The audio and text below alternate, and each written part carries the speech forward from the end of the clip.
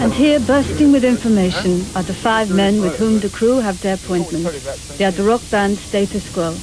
They are to guide MotorMouth around the square.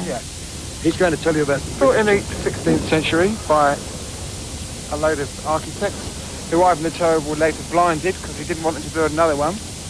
It's been around for quite a while. We reckon one of the towers is a little bit skew with, however, that's only a minor detail. And didn't they take on the tilt? yeah, on the tilt. And they got the donations from all the peasants. Everybody donated bits of gold, their earrings, anything. There was only 2 kopecks left in the treasury or something. And someone was trying to get it knocked down in the 50s because it was interfering with the march past the military parades. However, somebody tried to blow it up. Yeah.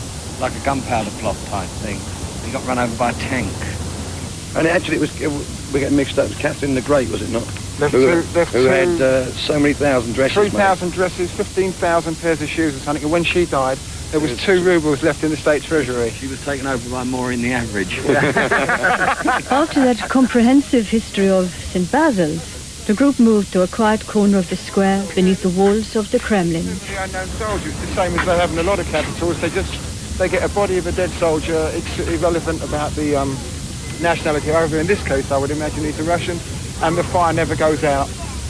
The identity of the soldier is unknown, but it's the tomb of the unknown soldier, and they keep the eternal flame going. And a lot of newlyweds about. The newlyweds get preference. They can go to the front of the queue to Lenin's tomb. See Lenin's tomb. They also walk about all day in their wedding outfit. Yeah. That's right, the whole day. Then they come up the red square, go to the top of the queue. Instead of queuing for an hour, they go straight to the top of the queue, get blessed by Lenin.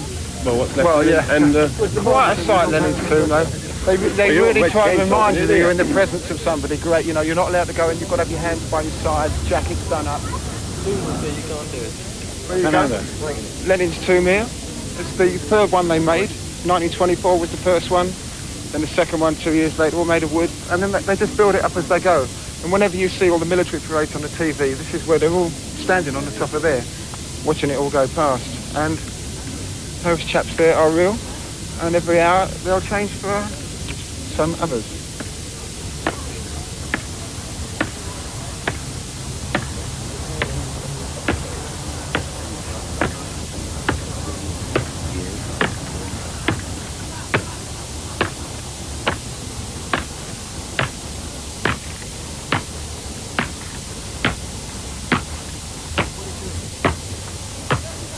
Changing the guard on Lenin's tomb. It's quite an awesome march, you know. It's quite a frightening march, you know. They change it on the hour, every hour.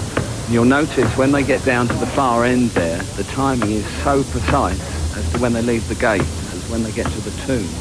They stand there for not more than 4 or 5 seconds, and the clock sounds. It's so precise. Every young soldier has a chance to guard Lenin's tomb for 1 hour.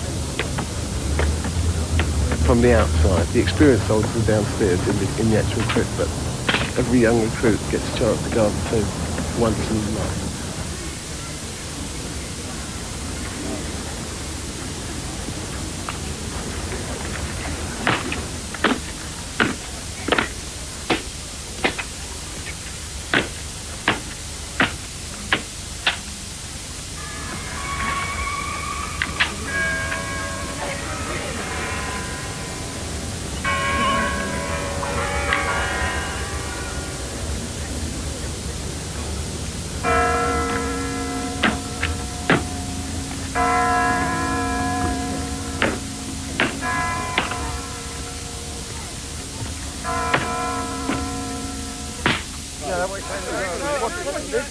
In a well-intended attempt to clarify some of their earlier misinformation, Status Quo conclude the tour where it began, in front of the magnificent Cathedral of St. Basil. Maureen was well average and she still is. Yeah, so what we said earlier was wrong. Yeah. Right? Right. Got it? Wrong. Good. Yeah. And that was the only time it was Elizabeth. It was Catherine, Elizabeth. No, Catherine the average. Pardon? No.